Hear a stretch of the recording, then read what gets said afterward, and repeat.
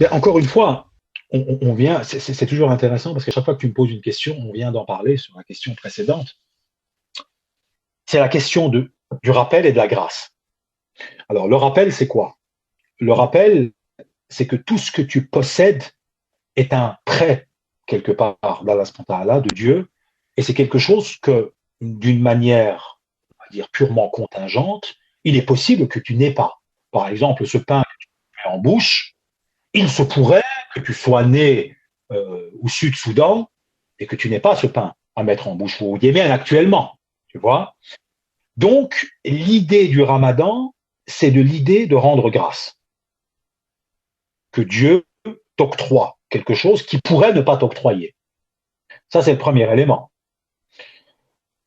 Le fait de rendre grâce à Dieu entraîne l'élément du rappel de Dieu, et donc, en l'occurrence, de tes propres limites. Et l'aspect spirituel du Ramadan s'intègre complètement dans l'aspect de cette dimension, justement, du rappel, qui, en fait, est l'essence même de la religion. L'essence de la religion, c'est quoi? C'est de te rappeler la réalité. Et la réalité, c'est quoi? C'est ce que tu as posé comme question, je pense, la deuxième question, ça veut dire quelle est la place de Dieu? En fait, il n'y a rien d'autre que Dieu. Et donc, en l'occurrence, le Ramadan n'est qu'un des outils que Allah subhanahu wa ta'ala a donné à l'être humain par sa grâce pour te permettre de te rappeler qu'il n'y a rien d'autre que lui. Donc, en l'occurrence, le tawhid. Si tu intègres le Ramadan dans cet aspect-là, c'est une grâce de Dieu parce que c'est une opportunité pour toi de te rappeler. Alors, tu pourrais me dire, oui, mais moi, je peux me rappeler tout seul. Malheureusement, la nature de l'être humain a été créé, on va dire, avec une faculté qui est d'oublier. Son état de nature, c'est d'oublier. C'est la raison d'ailleurs pour laquelle l'humanité, quand tu observes chronologiquement le cycle des révélations, qu'est-ce que tu observes? Tu observes une révélation et donc une phase de révélation et une phase de corruption. À partir du moment où on s'éloigne de la phase de révélation, tu as une phase de corruption. Et cette phase de corruption est la résultante de l'oubli de la révélation. Et quand la phase de corruption atteint un certain seuil, tu as un nouveau cycle de révélation qui se produit, qui est en fait une intervention divine, qui est une grâce divine, qui remet le rappel au centre. Mais lorsque cette intervention extérieure, qui consiste à révéler, ne se produit pas, par défaut, c'est l'oubli qui l'emporte sur le rappel. Donc, l'islam, en tant que point d'orgue, est venu mettre en place un rituel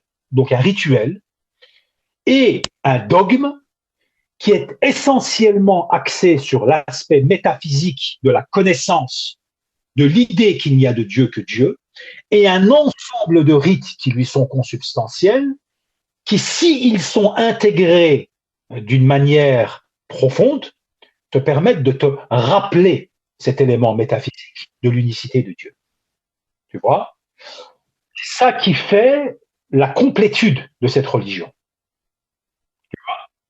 Et donc, en l'occurrence, le Ramadan est une des branches, est une des ramifications de cette grâce divine qui te permet de te rappeler le La ilaha illallah, donc en l'occurrence le tawhid,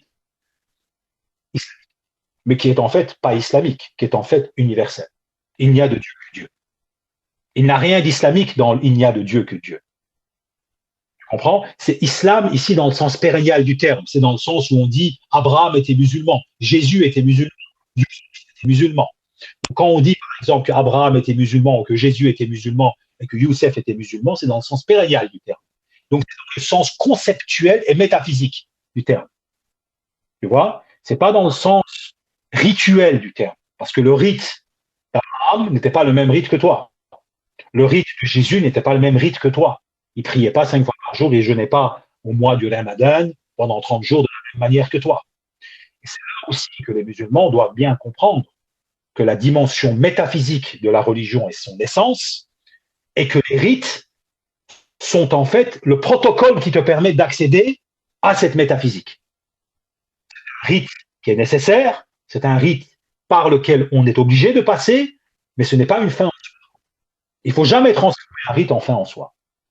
Et le ramadan, en tant que privation de nourriture, n'est rien sans l'aspect métaphysique que je viens d'aborder.